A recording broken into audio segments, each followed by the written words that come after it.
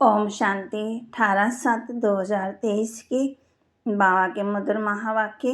बाबा कहे, मीठे बच्चे, तुम इस रूहानी यूनिवर्सिटी में आए हो बुद्धू से बुद्धिवान बनने। बुद्धिवान अर्थात पवित्र बनने की पढ़ाई तुम अभी पढ़ते हो।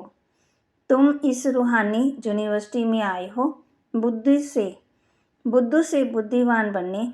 बुद्धिवान अर्थात पवित्र बनने की पढ़ाई तुम अभी पढ़ते हो।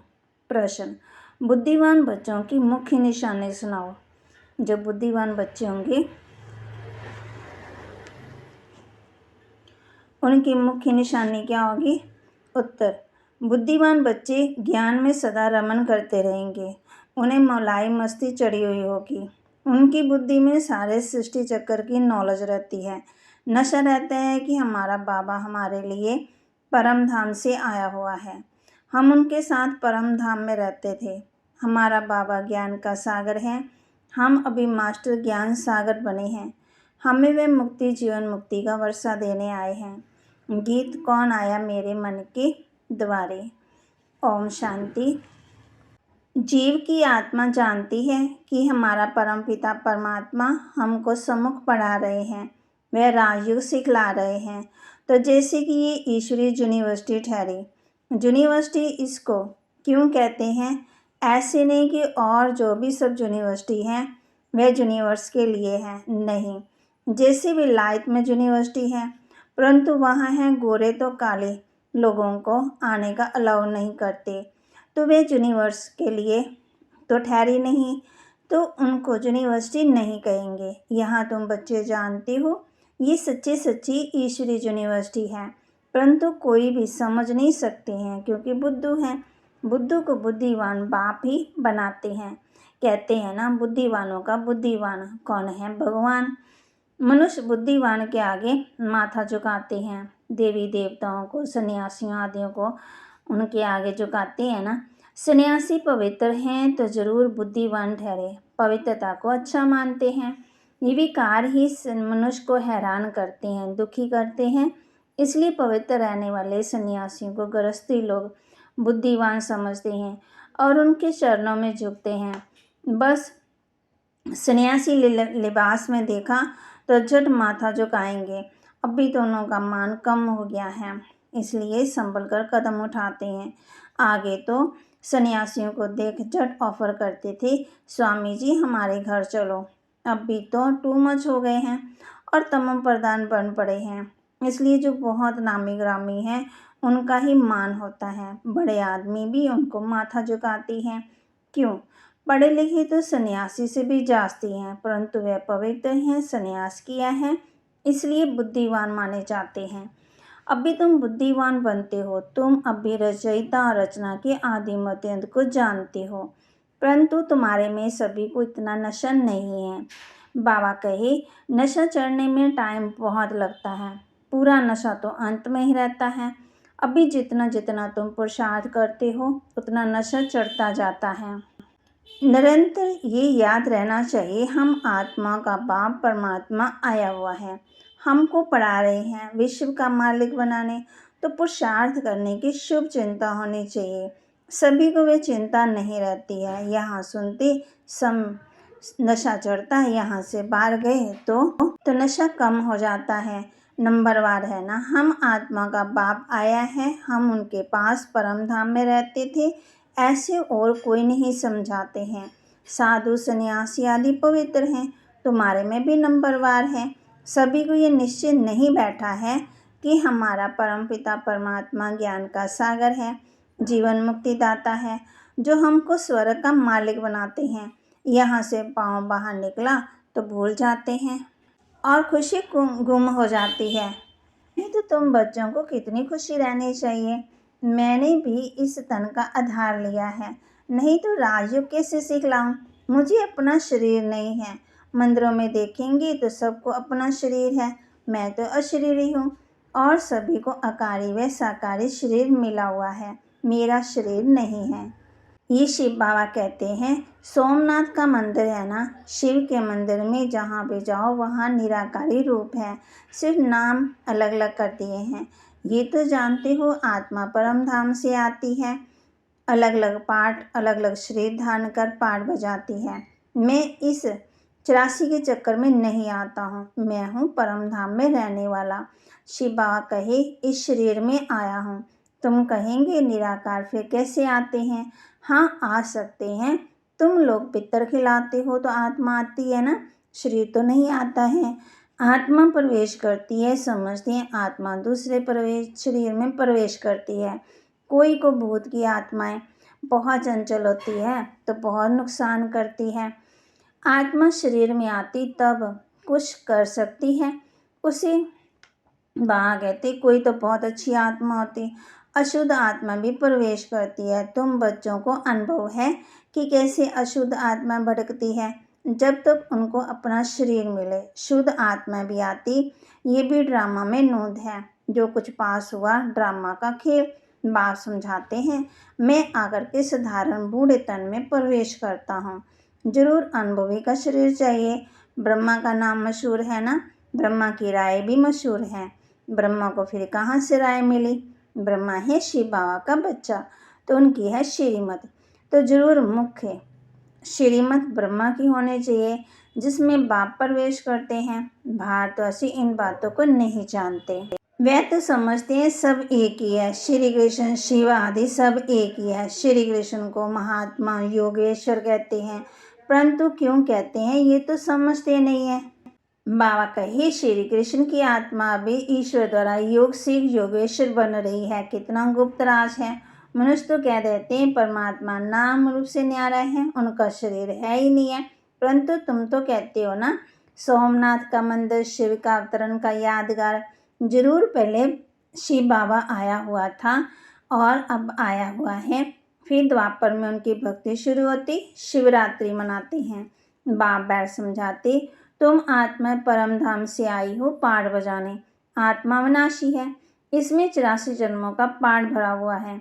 जैसे बाप पुराने शरीर में आए, वैसे तुम भी पुराने शरीर में हो। बाबा इस पुराने शरीर से लिबरेट कर नया देते हैं।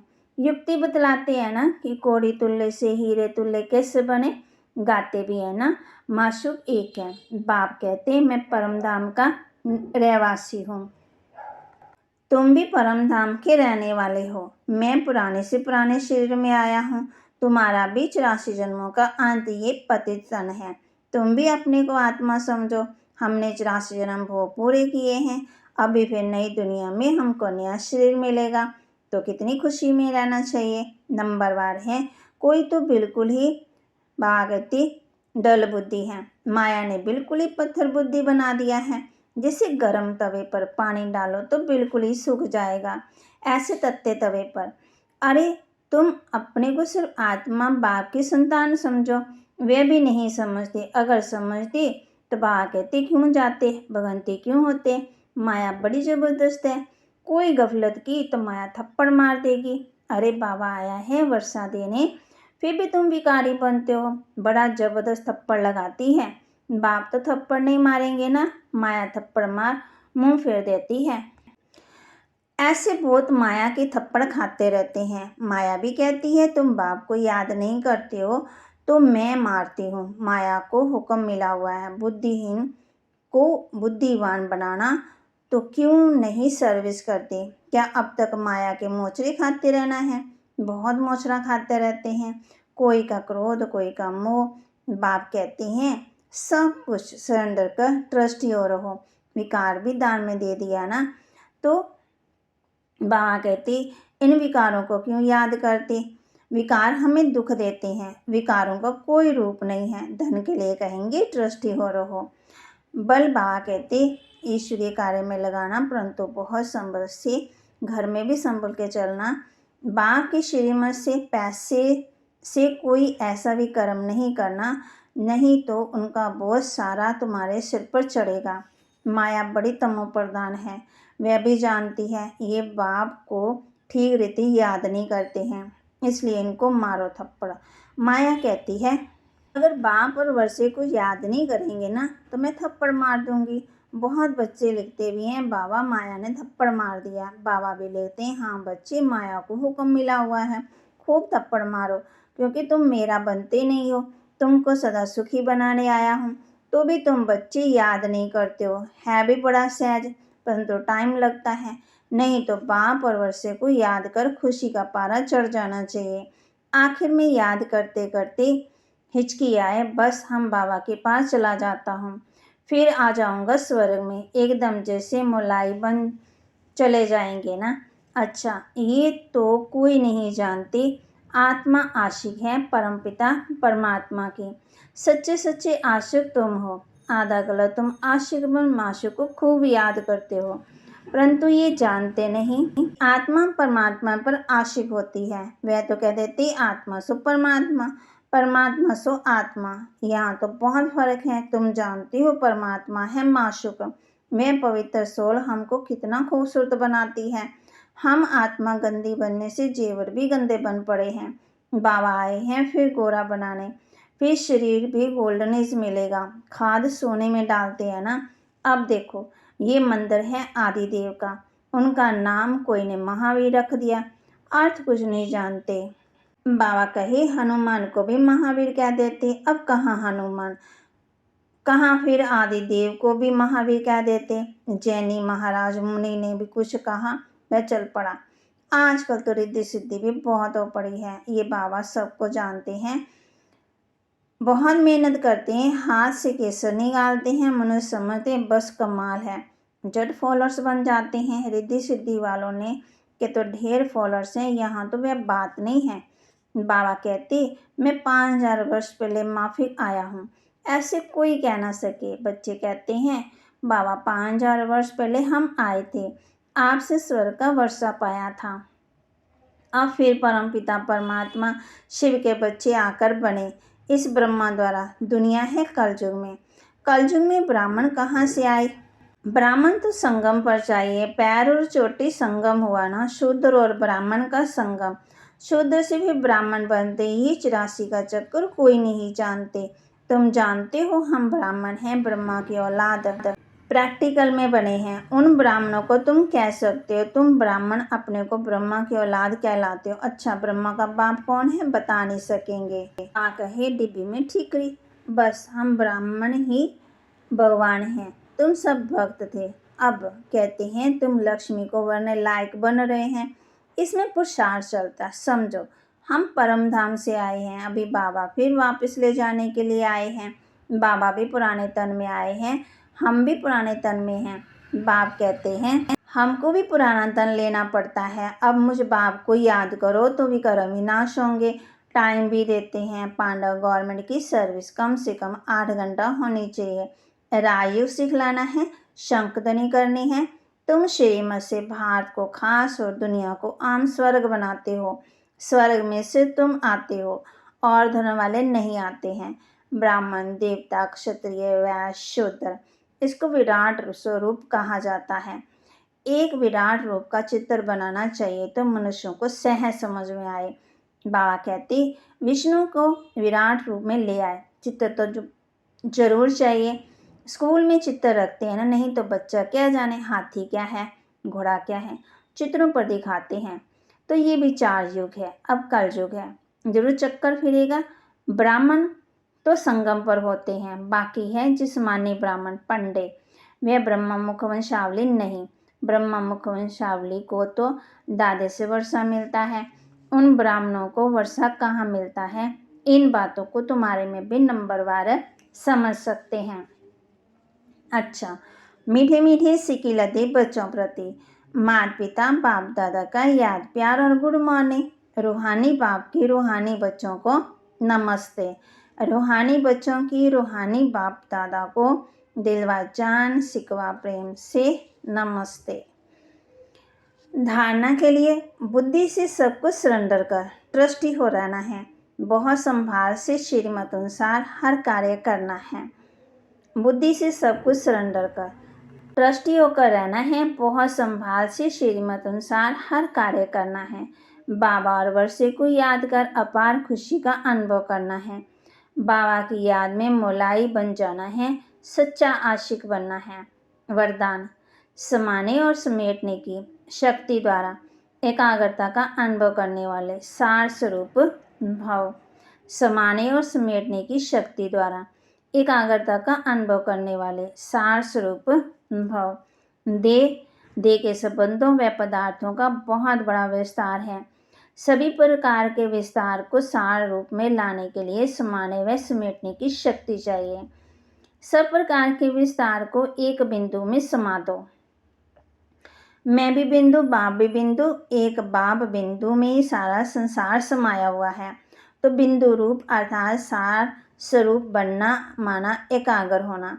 एकाग्रता के अभ्यास द्वारा सेकंड में जहाँ चाहो जब चाहो बुद्धि उसी स्थिति में स्थित हो सकती है। स्लोगन: जो सदा रूहानियत की स्थिति में रहते हैं वही रूहानी गुलाब हैं। बाबा ने कल भी कहा था ना कि महान आत्मा कौन है, जिनके मुख से क्या निकले, महावाक्य निकले। और बाबा ने आज हम बच्चों को कहा है जो सदा रूहानियत की स्थिति में रहते हैं वही रूहानी गुलाब हैं।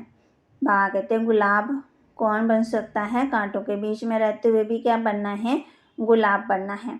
जैसे दुनिया, बाबा कहते ये क्या है, एक दूसरे को क्या करते रहते, कांटा माना कोई ना कोई बात ही ऐसी कह देंगे या सुन लेंगे जब बोल देंगे।